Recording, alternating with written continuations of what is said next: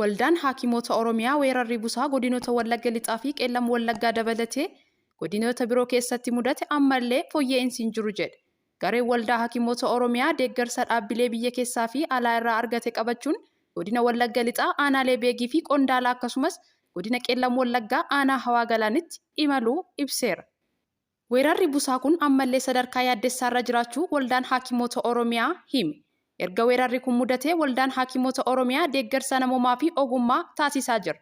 Waldaan Hakiimota Oromiyaa marroo sadaffaaf gara godinoota dhibee kanaan miidhamanii deemuun deeggarsa ogummaa taasisuu irratti argama. Tibbana marroo sadaffaaf garee waldichaa deeggarsa dhaabbilee adda addaa irraa argame wantoota yaalaaf barbaachisan birrii miliyoona 2 baasuun qabachuun imaluusaa beeksiseera. Dhibeen busaa kun ammallee furmaata addaa argatee akka hin jirre jiraattonni naannawaa dhibee kanaan miidhamanii himaatii jiru.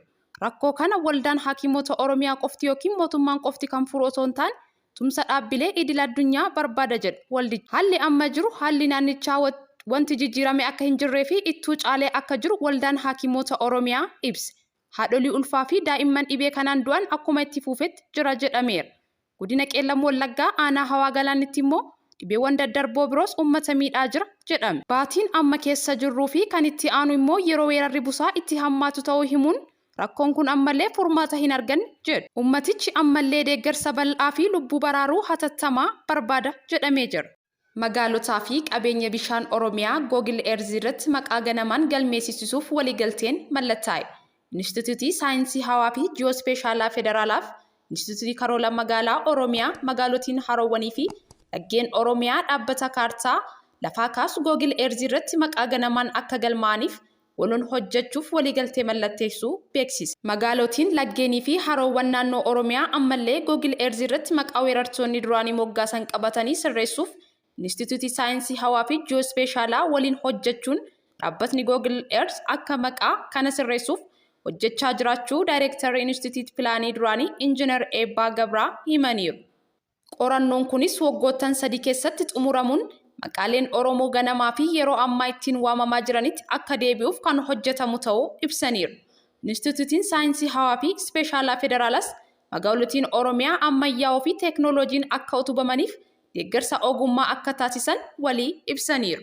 Barattoonni Oromiyaa dorgommii kalaqaa biyyaalessaa mo'atan. Dorgommii kalaqaa biyyaalessaa gosa barnootaa saayinsii herreegaa fi teeknooloojiitiin gaggeeffameen qabxii waliigalaa olaanaa galmeessisuun barattoonni naannoo Oromiyaa mo'ataniiru. Dorgommii kalaqaa barnoota saayinsii herreegaa fi teeknooloojii yeroo 8ffaaf ministeerri barnootaa akka biyyattiitti sadaasa 3 hanga 7 bara 2016 bulchiinsi magaalaa Finfinneetti gaggeeffamaa ture akka waliigalaatti qabxii olaanaa galmeessisuun barattoonni naannoo Oromiyaa mo'ataniiru. Dorgommiin kalaqaa barnoota saayinsii herreegaa fi teeknooloojiin akka biyyatti guyyaa 5f Yuunivarsiitii Saayinsii fi Teeknooloojii Finfinneetti gaggeeffamaa tureen barattoota Oromiyaa akka waliigalatti qabxii madaallii 800 keessaa 700 galmeessisuun mo'atee jira. Barsiisonni fi barattoonni dorgommii kana keessatti hirmaatanis hojii isaanii qabatanii dhiyaatan baay'ee gaarii ta'uu fi rakkoo hawaasaa furuu danda'u ta'uu hubatameera. Gareen BRICS dhimma Gaazaa irratti marii gaggeessuuf. Gareen BRICS dhimma haleellaa Israa'elii fi Hamaas irratti mari'achuun murtee dabarsuuf karoorfachuun gabaafame.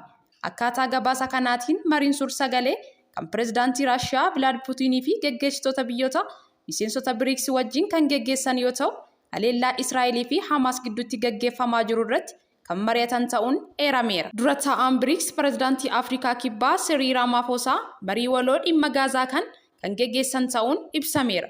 Miseensonni garichaa hundi gaaga'ama namoomaa Gaazaa irratti yaada ni kennu jedhameera. Barreessaan olaanaan dhaabbata mootummoota gamtoomanii Antoonii Guutarees marii kanarratti ni hirmaatu jedhameera. Haleellaan Raashiyaan Yuukireen irratti banteen jechuun pireezidaantiin Vilaad Puutiin yakka akka to'atamu manni murtii idil addunyaa ajaja dabarseera. Itoophiyaan ammajii dhufurraa kaasee miseensa BRICS akka taatu miseensonni garichaa murteessuun ni yaadatama. Afrikaan Kibbaa ICC Neetaaniyoo irratti ajaja hidhaa akka baasu gaafate. Mootummaan Afrikaa Kibbaa manni murtii yakkaa idil addunyaa hanga walakkeessa ji'a muddeetti ministeera muummee Israa'el Benaamin Neetaaniyoo irratti ajaja hidhaa akka baasu gaafate. Ministeerri biyyattii Kumbudzoon ICC'n kana gochuu yoo baate bulchiinsa addunyaa guutumatti kufaa ta'uusaa agarsiisa jedhan. addunyaan callisee dhaabbatee ilaaluu hin danda'u jedhan ministeerittiin.